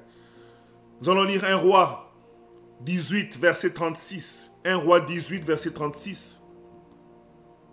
1 Roi 18, verset 36, la Bible dit, au moment de la présentation de l'offrande, Élie le prophète s'avança et dit, Éternel Dieu d'Abraham, d'Isaac et d'Israël, que l'on sache aujourd'hui que tu es Dieu en Israël, que je suis ton serviteur et que j'ai fait toutes ces choses par ta parole. Que l'on sache que tu es serviteur de Dieu. La cinquième raison pourquoi tu dois opérer, pourquoi je dois opérer dans le surnaturel, c'est pour que Dieu te justifie. Pour que Dieu prouve que tu es son serviteur. Pour que Dieu atteste que tu es son serviteur. Pour que Dieu amène ton ministère à être confirmé auprès de tes pères, auprès de tes frères et sœurs, auprès de ceux de ta génération, que tu es son serviteur. Élie a dit que l'on sache que je suis ton serviteur et que ça veut dire, c'est-à-dire que je suis ton envoyé et que j'ai fait les choses par ta parole. Parce que des fois, tu peux faire des choses, les gens pensent que tu les fais pour montrer ton nom. Des fois, tu peux faire des choses et les gens pensent que dans ta famille, dans ton entourage, dans ton église, On pense que tu le fais pour prouver quelque chose de toi. Mais quand le surnaturel se manifeste, tout le monde reconnaît que Dieu t'a envoyé. Parce que je ne peux pas forcer Dieu d'agir. Même si moi je viens, je vous dis par exemple, je dis qu'aujourd'hui c'est la soirée des miracles, Dieu va faire de grandes choses. Oui, je peux le dire par prétention, mais je ne peux pas forcer Dieu de venir agir. Alors, mais si Dieu agit, c'est-à-dire que Dieu atteste ce programme, c'est-à-dire que Dieu confirme ce programme, c'est-à-dire que Dieu confirme qu'il est avec moi. C'est comme ça que Dieu dit à Josué, je vais commencer à t'élever aujourd'hui aux yeux de ce peuple. Pourquoi? Parce que Moïse, mon serviteur, est mort, c'est toi qui vas le succéder, mais les gens vont dire, Josué, pourquoi c'est toi? Pourquoi pas, on ne prend pas Caleb? Lui aussi, il n'a jamais trahi Dieu. Pourquoi ça doit être toi qui vas nous conduire? Pourquoi pas, ça doit être, je ne sais pas, une autre personne qui est dans l'assemblée? Même si tu étais le préféré de Moïse, mais Dieu peut choisir quelqu'un d'autre. Mais Dieu dit à Josué, il dit ne crains pas, je suis avec toi, prends courage. Mais il lui promet une chose, il dit je vais commencer à t'élever aux yeux de ce peuple. C'est-à-dire que Dieu lui dit, je vais manifester le surnaturel au travers de toi, pour que ce peuple sache que je suis avec toi. Et c'est comme ça que quand vous lisez ce texte dans Josué, quand vous lisez vers le bas, vous allez vous rendre compte que Josué parle, il donne les paroles que Dieu lui a dit. Il dit ça aux enfants d'Israël. Les enfants d'Israël lui disent, c'est bien, veille seulement que l'Éternel est avec toi. C'est-à-dire, il dit, oh j'aime beaucoup ce texte-là. Il dit, nous n'avons pas de problème. Tu dis que Dieu t'a parlé, tu dis que Dieu a dit que c'est toi qui vas nous conduire. Il n'y a pas de souci, on va le faire. Mais toi de ton côté, veille seulement que Dieu soit avec toi. C'est-à-dire, tu dois nous prouver, tu dois marcher avec Dieu. Il faut que les œuvres de Dieu qu'on voyait dans la vie de Moïse, qu'on le voie avec toi. Il faut que Dieu, qui nous a accompagnés depuis l'Égypte jusqu'ici, qu'on voit qu'il t'accompagne aussi. C'est là le peuple de Dieu voulait dire, nous croyons aux paroles, mais nous avons besoin du surnaturel.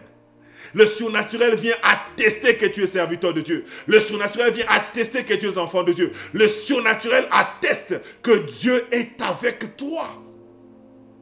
Bien-aimé dans le Seigneur, je prie Dieu qu'il fasse de toi un agent, un canal du surnaturel, afin que ton ministère, là où il était résisté, que les hommes disent que tu es un envoyé de l'Éternel, que le Dieu de grâce puisse se manifester le surnaturel dans ta famille, dans ta vie, et que les hommes et les femmes de ta famille reconnaissent que Dieu est avec toi.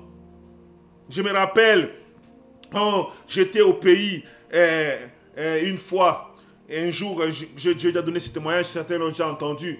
Et mon père avait connu un grave accident et la voiture était vraiment déclassée. On rentre à la maison, mon père entre et ainsi que ma mère, et puis ils nous disent comment l'accident était une catastrophe, et puis ils ont perdu le véhicule, on ne pense même pas le récupérer, ainsi de suite.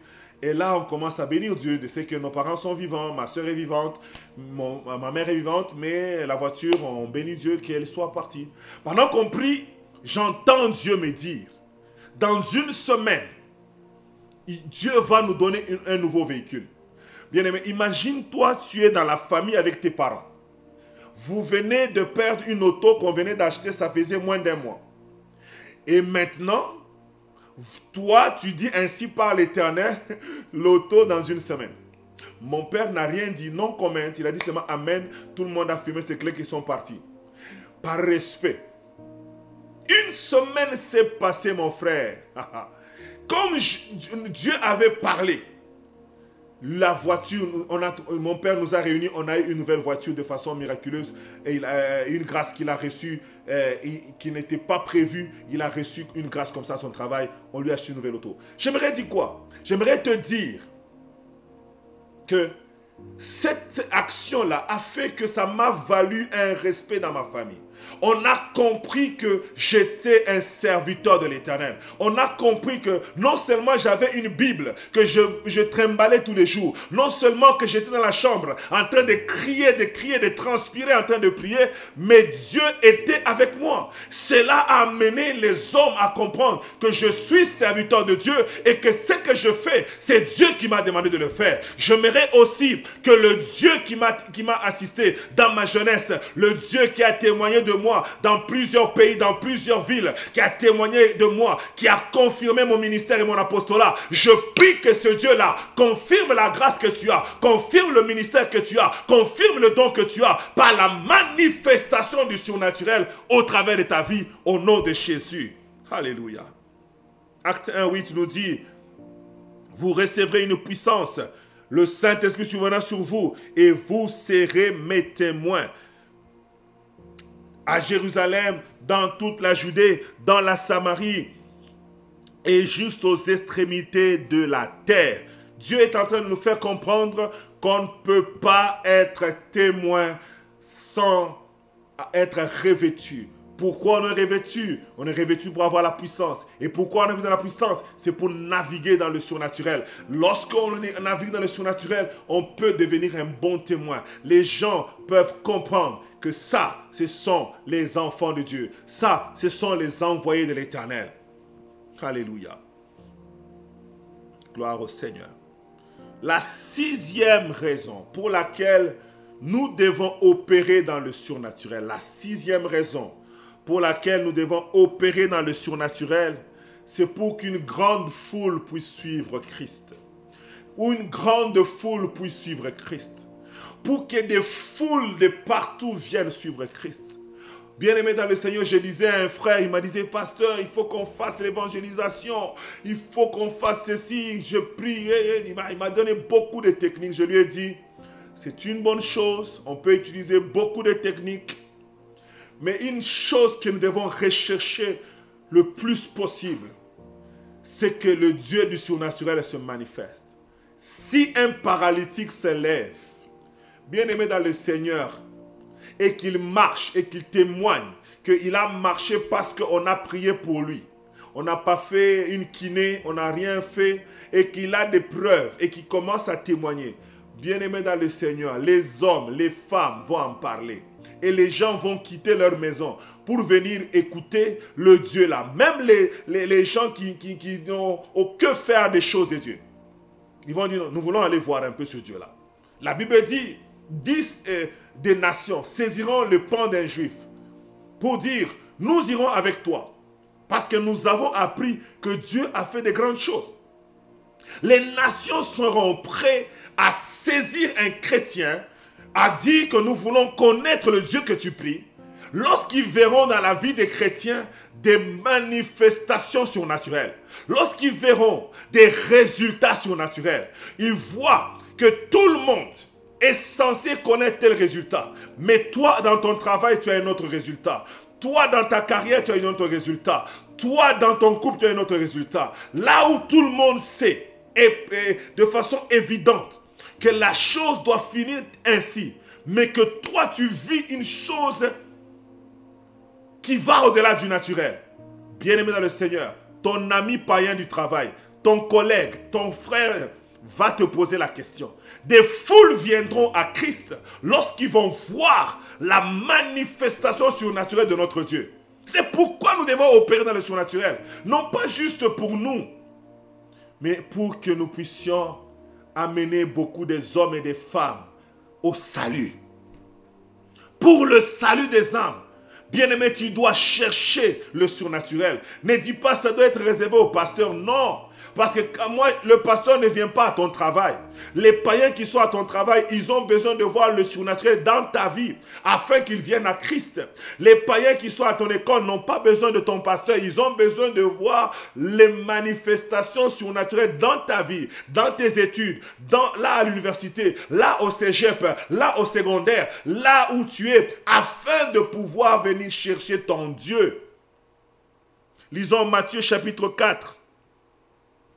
Versets 23 à 25, Matthieu 4, 23 à 25, la Bible dit, Jésus parcourait toute la Galilée, enseignant dans les synagogues, prêchant la bonne nouvelle du royaume et guérissant toute maladie et toute infirmité parmi le peuple. Jésus, dans son ministère, il enseignait, il prêchait et il manifestait le surnaturel. Jésus faisait toujours les trois choses. On ne peut pas enlever de l'évangile la manifestation du surnaturel. Parce que le maître de l'évangile, Jésus lui-même, de son vivant, la Bible dit, il parcourait toute la Galilée enseignant. L'enseignement est important. Il ne faut pas négliger l'enseignement. Deuxièmement, prêchant, la prédication est importante. On ne peut pas remplacer la prédication par l'enseignement, tout comme on ne peut pas remplacer l'enseignement par la prédication. Les deux éléments sont importants. Mais la Bible dit, Jésus ne s'arrêtait pas là. On dit, comment vous dites, conjonction de coordination. Et guérissant toute maladie et toute infirmité parmi le peuple. Il manifestait en troisième lieu le surnaturel. Jésus opérait dans le surnaturel. Opérer dans le surnaturel fait partie de l'évangile. Opérer dans le surnaturel est un canal pour amener des hommes et des femmes vers Jésus. Opérer dans le surnaturel amène des vies à venir dire c'est l'Éternel qui est Dieu. Amène des païens à se convertir. Amène des athées à se convertir. Amène des gens de quitter les sciences mortes, des religions mortes pour venir à la lumière de Christ. Nous devons ne pas négliger. Il ne faut pas juste faire le surnaturel, il faut aussi enseigner et il faut aussi prêcher. Les trois choses doivent être dans l'évangile. Dans l'église de Dieu, nous devons avoir les trois éléments. On ne peut pas dissocier ces trois choses. C'est comme un fil, c'est comme une corde à trois fils. Quand les trois fils sont là, c'est solide, c'est difficile de pouvoir rompre cela. Et quand nous avons ces trois affaires dans l'église, quand dans l'église de Dieu, nous avons la prédication, nous avons l'enseignement et nous avons le surnaturel de Dieu, bien-aimé dans le Seigneur, l'évangile devient une puissance. L'évangile a un impact. L'évangile touche les vies et il y a des transformations, il y a des régénérations, il y a un changement de vie. Lisons le verset 24. La Bible dit, sa renommée s'est répandue dans toute la Syrie. Et on lui a mené tous ceux qui souffraient de maladies et de douleurs diverses, de divers genres, des démoniaques, des lunatiques, des paralytiques, et il les guérissait. Et verset 25 qui m'intéresse ce soir, pour ce point, pour ce sixième point. Une grande foule le suivit de la Galilée, de la Décapole, de Jérusalem, de la Judée et d'au-delà du Jourdain. Écoutez, bien-aimés dans le Seigneur. La Bible dit des foules. Je ne sais pas si vous vous représentez ça. Ces gens, ils n'avaient pas d'avion. Ces gens, ils n'avaient pas de voiture. Mais avec les moyens de bord qu'ils avaient, les chevaux, les chars qu'ils avaient de cette époque-là, la Bible dit parce que Christ manifestait également le surnaturel dans son évangile. Parce que Christ opérait dans son ministère dans le surnaturel. À cause de cela, la Bible dit des foules sortaient des villes, de toute la Galilée, de la Décapole. La Décapole, c'est une région de 10 villes. La Décapole, non. Au lieu de citer les 10 villes, là, on a dit seulement la Décapole, comme pour dire 10 villes encore à ajouter à la liste. Et on continue de Jérusalem, de la Judée. Et on continue même au-delà du Jourdain. Donc les gens traversaient le Jourdain pour venir vers Jésus. Ils avaient des femmes, ils avaient des enfants, ils avaient des occupations. Mais ces hommes étaient prêts à abandonner les occupations qu'ils avaient pour aller vers le Nazaréen. Tout simplement pourquoi? Parce que cet homme, non seulement il prêchait comme les pharisiens, non seulement il enseignait comme les pharisiens, mais cet homme manifestait le surnaturel. Bien-aimé dans le Seigneur, l'évangile fait la différence. Lorsque le surnaturel divin s'associe à la parole, s'associe à l'enseignement, s'associe à la prédication, l'évangile fait la différence. Nous avons besoin de manifester le surnaturel. surnaturel, d'opérer dans le surnaturel, afin d'attirer bon nombre de gens vers Christ. Bien-aimés dans le Seigneur, l'Église n'est pas là pour que nous puissions juste entre nous se consoler, se dire que je t'aime, se faire des câlins. Non, l'Église est là pour gagner les âmes. L'Église est là pour piller l'enfer et peupler le ciel. L'Église est là pour l'évangélisation. Nous sommes restés sur la terre juste après notre conversion. On pouvait, dès qu'on se convertit, on monte, on va au ciel. Mais Dieu nous maintient sur la terre. Aujourd'hui, après tant d'années de conversion, tout simplement parce qu'il y a des âmes à gagner, mon frère. Il y a des femmes à gagner, ma soeur. Il y a des vies dehors qui souffrent. Il y a des personnes qui sont aveuglées, qui ont besoin de voir la vérité de l'évangile, mais ils n'arrivent pas à voir cela. Tout simplement parce qu'il n'y a personne qui démontre suffisamment que Dieu est le vrai Dieu. Et nous avons la responsabilité, nous avons, comment on appelle ça, le mandat de pouvoir aller démontrer Dieu auprès de ces hommes, afin qu'une grande foule puisse suivre Christ. Alléluia.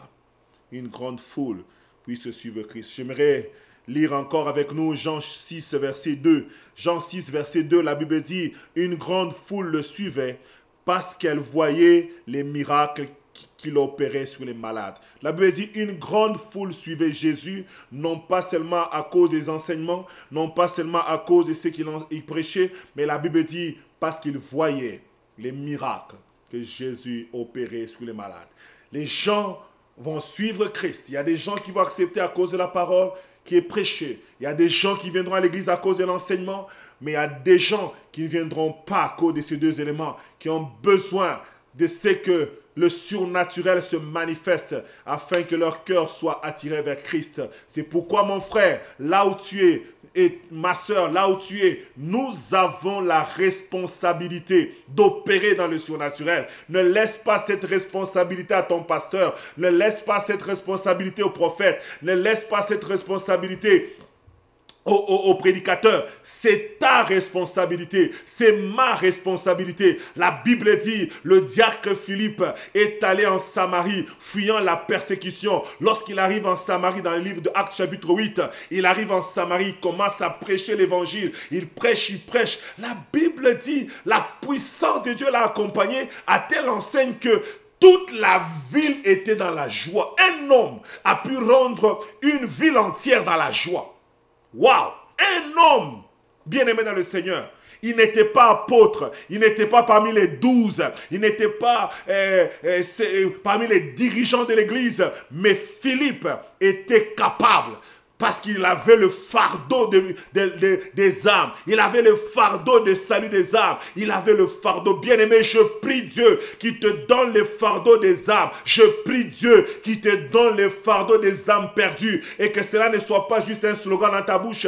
Que cela ne soit pas là juste pour regarder qu'est-ce qu'on fait à l'église. Mais que tu te lèves. Que tu n'attendes pas les programmes de l'église. Que tu n'attendes pas les programmes de quelqu'un. Lève-toi. Prêche l'évangile. Et non seulement prêche l'évangile. Manifeste le surnaturel dans ta vie, afin que ça soit aussi un canal par lequel des hommes et des femmes viendront en nombreux à Christ Jésus. Alléluia. La 7e raison, c'est pour résoudre les cas difficiles ou impossibles. Dieu permet que nous puissions vivre dans le surnaturel parce qu'il veut que nous puissions vivre au-delà de nos limites. Dieu veut que nous puissions résoudre les cas impossibles. Qu'en tant qu'enfants de Dieu, Dieu veut que nous puissions vivre au-delà de nos limites. Et c'est cette vie surnaturelle que nous avons reçue en Christ. C'est pour nous permettre de vivre au-delà des limites. Quand nous voyons dans le livre de Jean, chapitre 6, versets 5 à 12, on nous parle là-dedans de Jésus qui prêche, et puis c'est le soir, une grande foule est là en train de l'attendre. Et Jésus dit, en ayant vu la foule, il dit à Philippe, « Où achèterons-nous des pains pour ces gens à manger ?» Donc, Jésus pose le problème en commençant par les lieux. Parce qu'ils étaient dans un lieu désert. Jésus dit, « Où ?» Donc, ils se sont retrouvés que même s'il y avait l'argent dans la caisse, il n'y avait pas de boulangerie à côté. Il n'y avait pas de magasin à côté. Mais il y avait un problème à résoudre. Il y avait des hommes et des femmes qui étaient là, qui devaient manger. Il y avait des hommes et des femmes qui étaient là, qui avaient besoin d'avoir la force. Jésus dit, ils ne peuvent pas rentrer comme ça, ils vont tomber. Il faut les donner à manger. Jésus pose le problème de où? Du lieu où il faut s'approvisionner. Mais Philippe pose un deuxième problème. Il dit, quand bien même on trouverait le lieu de l'approvisionnement, il pose le problème sur la quantité d'argent qu'ils ont. Il dit, les pains qu'on aurait pour 200 deniers ne suffiraient pas pour chacun ait reçu un peu. Il dit, dans la caisse ici, mon frère, Jésus, on n'a que 200 deniers. C'est-à-dire que même si on achète du pain là, pour 5000 personnes qui sont là, sans compter les femmes et les enfants, on ne pourra pas. Donc, il y avait l'impossibilité du lieu d'approvisionnement. Il y avait l'impossibilité de la capacité monétaire pour acheter les choses. Et troisièmement, quand il dit, ça ne pourrait pas suffire. Il y avait aussi le nombre de personnes qui faisaient un obstacle. Oui, l'argent est là, mais pas pour tous ces gens ici. Bien-aimés, face à certaines situations impossibles, Dieu aimerait que nous puissions opérer dans le surnaturel afin de vivre au-delà de nos limites. Dieu ne veut pas que toi, en tant qu'enfant de Dieu, tu vives dans les limites des hommes. Dieu aimerait que tu vives au-delà de tes limites. Là où le monde naturel te limite, que toi tu ailles au-delà des limites. Et c'est ce que nous appelons le surnaturel, au-delà du naturel. Là où les choses, où tous les éléments que tu connais, tous les éléments que tu maîtrises ne peuvent pas répondre aux besoins qui est devant toi, que tu fasses recours au surnaturel. Je prie Dieu qui t'amène à vivre le surnaturel, afin que les situations impossibles de ta vie ne puissent pas te résister au nom de Jésus. Je prie Dieu que la pauvreté qui est devant toi, que tu n'arrives pas à t'en sortir, que tu n'arrives pas à t'en dégager. Je prie Dieu que cette pauvreté puisse elle-même te lâcher à la brossa de fire. Au nom puissant de Jésus de Nazareth, je prie Dieu que la maladie que ton médecin n'est pas capable de guérir, je prie Dieu que ce problème que ton médecin n'est pas capable de soigner, je prie Dieu que le surnaturel divin commence à se manifester maintenant pendant que je parle, que la gloire de Dieu tombe dans ta maison, pendant que je parle, que ça tombe dans la vie de ta fille, pendant que je parle, que ça tombe dans la vie de ton garçon, et que ce garçon commence à recevoir la guérison divine au nom puissant de Jésus. Oui, tu es un bon père, oui, tu es une bonne mère, avec ta bonne foi, tu amènes ton enfant à l'hôpital, mais les médecins te disent, et on n'a pas de solution pour ton enfant. J'aimerais te dire, n'enterre pas ton enfant avec cette déclaration, mais regarde le Dieu du surnaturel et commence à amener la vie dans la vie de ton enfant. Je déclare que ceux qui étaient morts reprennent vie au nom de Jésus. Je déclare que ceux qui ne fonctionnaient pas commencent à fonctionner au nom de Jésus. Où sont les tsunamis de ma génération? Où sont les tsunamis de ma génération? Ces femmes qui sont capables, lorsque la nature dit ton enfant a mal à la tête, il prend son enfant, il le met sur les pieds, elle commence à attendre que Dieu intervienne. Et lorsque la situation s'empire, elle dit j'ai fait tout pour cet enfant qui avait mal à la tête. Maintenant l'enfant est mort. Au lieu d'enterrer son enfant, la Bible me dit, la tsunamite se lever. Elle a mis son enfant sous le lit. Son mari dit, où tu vas? Il dit, je vais voir le prophète. Je vais vers celui qui m'a donné cet enfant. Je vais vers le Dieu du surnaturel. Je vais voir ce Dieu-là parce que je n'accepte pas que mon enfant puisse mourir. Je n'accepte pas d'enterrer mon enfant. Oui, les remèdes que je savais pour les maux de tête de mon enfant n'ont pas pu donner la guérison. Mais je crois que le Dieu qui m'a donné miraculeusement cet enfant est capable de ressusciter cet enfant. C'est pourquoi il a fait toutes ces distances de chez elle jusqu'à la maison d'Élisée pour dire, l'enfant que tu m'as donné est mort. Et la Bible déclare qu'Élisée est parti et il a ramené cet enfant à la vie. Où sont les Sunamites qui ne sont de ma génération, qui refusent que la nature puisse les imposer des limites? Où sont les Sunamites de ma génération qui refusent que les médecins puissent les imposer des limites? Où sont les Sunamites de ma génération qui disent, je refuse que la nature me limite lorsque je ne suis pas capable, lorsque tous les remèdes que je connais ne peuvent pas donner de solution? Je vais m'accrocher au Dieu de mon salut. Je vais aller invoquer le Dieu du surnaturel afin qu'il entre en scène.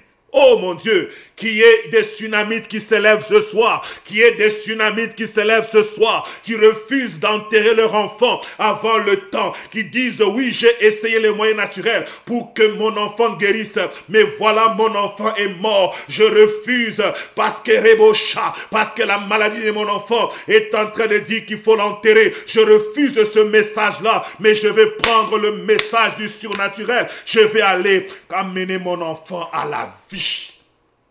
Alléluia. Alléluia. La huitième chose, la huitième raison pour laquelle nous devons la huitième raison, c'est que nous devons manifester ou opérer dans le surnaturel parce que nous faisons face aux batailles invisibles. Nous faisons face aux batailles invisibles. La Bible dit dans 2 Corinthiens chapitre 10, versets 3 à 4, la Bible dit, si nous marchons dans la chair, nous ne combattons pas selon la chair. Car les armes avec lesquelles nous combattons ne sont pas charnelles, mais elles sont puissantes par la vertu de Dieu pour renverser des forteresses. Bien-aimés dans le Seigneur, la Bible nous dit que nous ne combattons pas selon la chair. Bien-aimés dans le Seigneur, j'aimerais te dire qu'il y a des démons, il y a des esprits méchants, il y a des forces spirituelles, des forces maléfiques qui existent dans notre atmosphère, qui s'élèvent tous les jours. Même si toi tu es gentil, même si toi tu es poli, même si toi tu refuses de prier, ces démons travaillent jour et nuit pour ta destruction, pour la destruction de ta destinée, pour la destruction de ta famille, pour la destruction de ton avenir. Ils travaillent jour et nuit. Et nous ne pouvons pas affronter les forces du mal avec notre bon vouloir, avec notre gentillesse. Nous devons affronter cela avec notre nature surnaturelle. C'est pour cela, mon frère, c'est pour cela, ma soeur, tu as besoin, j'ai besoin d'opérer dans le surnaturel. Voilà pourquoi Marc chapitre 16, verset 17, le premier signe que Dieu a donné, il a dit, voici les miracles qui accompagneront ceux qui auront cru. Il a dit, voici les miracles. Certaines versions ont dit, voici les signes qui accompagneront ceux qui auront cru. Marc 16, 17. Mais quand il commence curieusement, le Seigneur dit, le premier signe, il dit, en mon nom, ils chasseront les démons. Pourquoi Dieu commence par là? Parce que c'est une réalité qu'on ne peut pas échapper. Le diable te hait. Le diable ne t'aime pas. Pendant que je parle, j'aimerais te dire, il y a des hommes, tu n'as rien fait pour eux, qui sont en train de faire des messes noires contre toi. Il y a des femmes que tu ne connais même pas, peut-être qui ont entendu juste parler de toi, qui sont en train de faire des incantations contre toi et ta maison. Bien-aimé, j'aimerais te dire, c'est une réalité. Parce que nous faisons face à ces puissances, parce que nous faisons face à ces combats invisibles. Tu ne les vois pas, mais ils sont là. Tu peux vivre les effets. Il y a des personnes qui sont étranglées la nuit. Il y a des personnes qui ont des maris de nuit. Il y a des personnes qui ont des femmes de nuit. Il y a des personnes qui se réveillent chaque matin. Ils ont des maux de dos partout, comme si on a marché sur toi. J'aimerais te dire, c'est un esprit impur. Il y a des gens qui sont esclaves. Chaque fois qu'ils dorment, on les fouette. Et quand ils se réveillent le matin, ils sentent comme si dans leur dos, ils ont la douleur d'un fouet.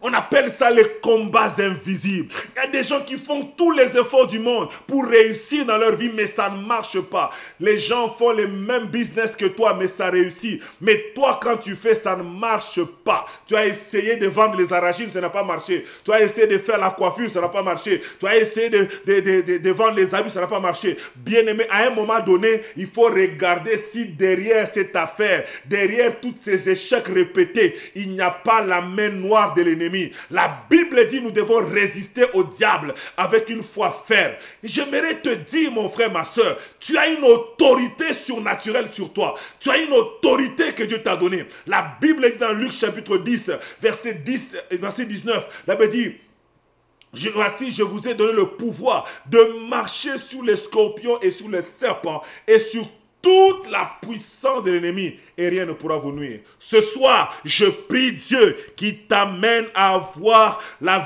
victoire sur les batailles invisibles de ta vie. Que le Dieu que je sers puisse t'amener à avoir la victoire sur la magie, sur la sorcellerie, sur l'envoûtement, sur tous les combats que tu as. Au nom de Jésus de Nazareth, je déclare ce soir la victoire dans ta vie. Je déclare ce soir que tu es en train d'entrer dans une nouvelle dimension. Je suis en train de voir une génération qui s'élève et qui est prête à utiliser son autorité spirituelle afin d'imposer silence au royaume des ténèbres. Oui, ils ont vaincu ton arrière-grand-père, mais ils ne te vaincront pas. Ils ont gagné ton papa, mais ils ne te gagneront pas. Dans le nom puissant de Jésus, parce que tu es un être surnaturel, tu es appelé à la victoire, tu es condamné à la victoire, tu es amené à vivre en vainqueur et pour vaincre. Que le Dieu de toute grâce puisse te bénir abondamment au nom de Jésus de Nazareth.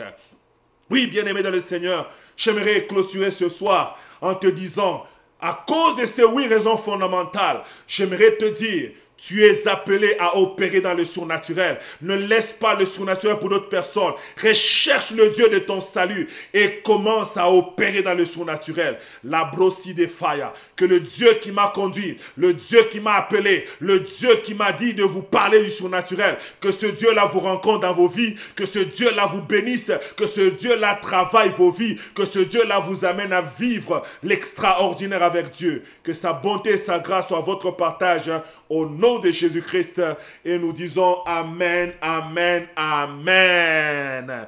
Soyez bénis et que la grâce de Dieu soit votre partage.